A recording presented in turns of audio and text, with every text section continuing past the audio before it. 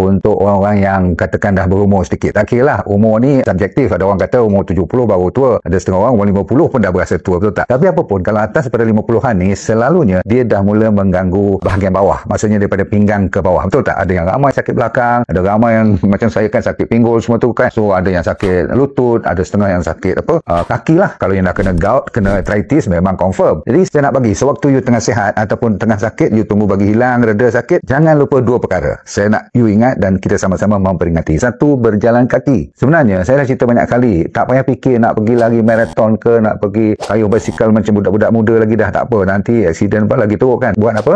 Buat walking. Kalau walking pun tak boleh, itulah masalah. Sebab kekuatan di peringkat umur dewasa ialah kaki, bukan lagi nak jaga jantung, nak jaga ni paru-paru, otak semua, betul, tapi semuanya bermula daripada kaki. Nombor satu, berjalan ya. Okey, nombor dua ialah ambil bola anak ke cucu you tu, kalau ada bola, kalau tak ada pergi beli yang boleh bounce, tahu tak, yang boleh naik turun, dia ada angin yang boleh you bouncekan dia naik turun, dan pakai dua-dua tangan sekali, insyaAllah boleh best.